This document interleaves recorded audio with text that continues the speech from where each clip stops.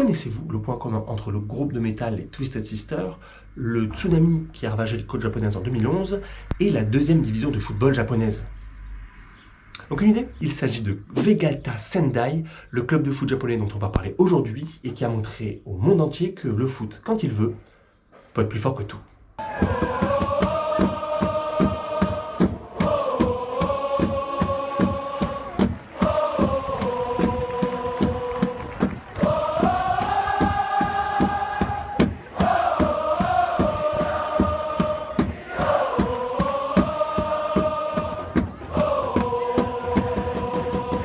Mais avant de rentrer dans le vif du sujet, je vais vous raconter une petite histoire qui m'est réellement arrivée. Il y a quelques semaines, je me baladais sur l'avenue, le cœur ouvert à l'inconnu, c'est-à-dire à 160 km/h à peu près sur une route limitée à 80. Quoi, vous avez jamais conduit ou quoi? Bref, j'étais au volant de ma magnifique Renault Scénic quasi neuve lorsque j'ai entendu cette chanson passer à la radio.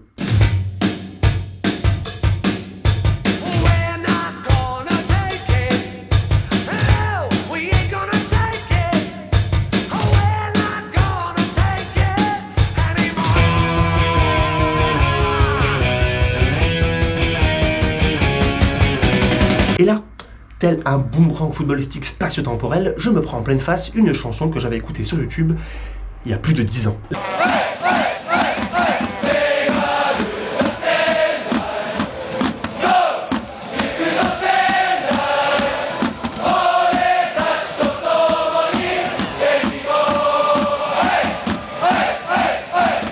La chanson en question, c'est When I'm Gonna Take It du groupe Twisted Sister, que les fans japonais du club de Vegalta Sendai reprennent en chœur lors de leur déplacement. Cette vidéo, je l'ai regardée en 2011, à l'époque où je suis né au football, une époque en effet où j'ai découvert quelques blogs de foot qui m'ont ouvert les yeux et m'ont permis de découvrir un autre foot, une façon de voir le foot que celle que la télévision et la radio proposaient. Bien entendu, j'avais passé des heures et des heures sur YouTube à poncer chaque vidéo qui me montrait des ultras sortir leur magnifique tifo et chanter leur plus beau chant. Au bout d'un moment, j'étais tombé sur celui-là, je l'avais tout de suite adoré et je pensais d'ailleurs que c'était les supporters japonais qui avaient inventé cet air. Petite anecdote au passage, lorsque j'ai fait écouter cette vidéo à ma femme, elle m'a tout de suite dit, eh ben, s'il y a plus de chants comme ça dans les stades, je suis prêt à venir à chaque match.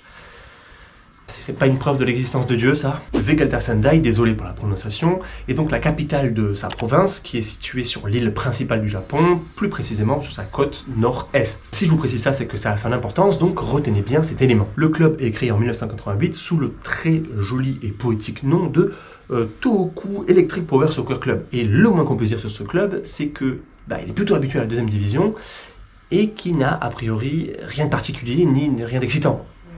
De première vue. Sportivement, c'est plutôt bof, un stade moyen, un palmarès complètement vierge, si ce n'est une finale de la Coupe de l'Empereur en 2018, rien à se mettre sous la dent, a priori. Si le club se démarque quelque part, c'est par la ferveur de ses supporters. Je précise d'ailleurs que les deux vidéos que je vous ai montrées jusque-là, les supporters étaient à l'extérieur. Ouais. Ces fans donc sont connus pour être amateurs de rock et très exubérants, ce qui est plutôt rare apparemment au Japon. Ces supporters justement, vous allez voir, ils vont avoir un rôle crucial dans l'histoire que je vais vous raconter. Pour résumer, Vegalta Sendai en 2011 c'est un club lambda, a priori sans grands intérêts.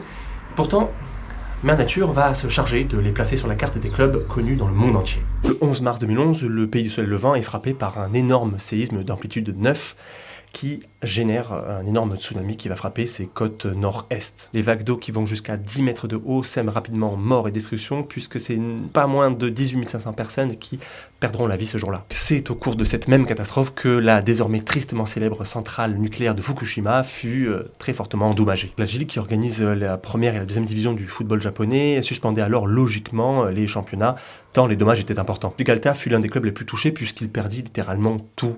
Son stade fut touché, les infrastructures aussi, les terrains d'entraînement étaient impraticables et les joueurs étrangers, dans leur grand courage, rompirent leur contrat et mirent les voiles. L'histoire aurait pu s'arrêter là, sauf que c'était sans compter sur la capacité super-héroïque de résilience des Japonais. Les joueurs et membres du staff, également les supporters, n'ont pas arrêté sans relâche les actions d'aide humanitaire pour venir en aide aux victimes, faisant la fierté de leur région et des supporters qui voulaient très vite se reconstruire. Opération réussie puisque 1 mois et demi plus tard, le stade était à nouveau opérationnel. C'est absolument incroyable. Et même mieux que ça, les joueurs et les supporters s'étaient fait une promesse. On ne perdra plus un match tant que tout ne serait pas reconstruit. Promesse qui se traduit sur le terrain très rapidement, puisque le club qui pourtant n'était qu'à sa 2e saison de son histoire en première division, enchaîna alors 11 victoires d'affilée, le montant au plus haut niveau du championnat, et lui permit même de jouer le titre. Ils finiront malheureusement finalement à la 4e place du championnat, mais la saison d'après, ils reproduirent le même genre d'exploit et rêvèrent encore d'accéder au Graal, mais ils n'y arriveront pas. Au final, le club fit sa renommée au Japon et à l'international pour l'ensemble de ses efforts consentis pour la construction, mais également pour ses résultats inespérés acquis sur le terrain, et surtout pour avoir été le symbole d'un pays qui se relève d'une de ses pires catastrophes. Le club a été un motif d'espoir et il a su fédérer un peuple totalement traumatisé. Et surtout, il a été un club autour duquel les gens ont pu s'identifier. Il faut rajouter à cela l'énorme soutien des fans de foot du monde entier. Le développement d'Internet aidant, certes, c'était le début des liens qui se créaient entre supporters du monde entier. Supporters que ce genre d'événement, bien entendu, rapproche. Une catastrophe qui a réussi à transcender cultures et frontières et qui nous a rappelé que finalement, nous n'étions membres que d'une seule et même famille, celle des supporters de football. Avant de vous quitter, 2 petites infos. Vous pouvez retrouver toute cette histoire sur internet, je vous mets un lien en description. Il y a un documentaire qui a été fait par un réalisateur anglo-saxon, parce que sa femme était japonaise, et qui avait trouvé que, bien entendu, l'histoire valait le coup. 2e petite info, vous pouvez également voir les matchs gratuitement sur YouTube le samedi matin de la 2e division japonaise, et je l'ai fait moi-même. Je peux vous dire que les supporters de Vegalta sont toujours là et toujours aussi chauds.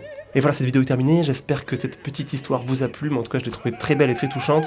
J'espère en faire d'autres par la suite si ça vous plaît, bien entendu. Je vous dis à très bientôt. Ciao les blaireaux.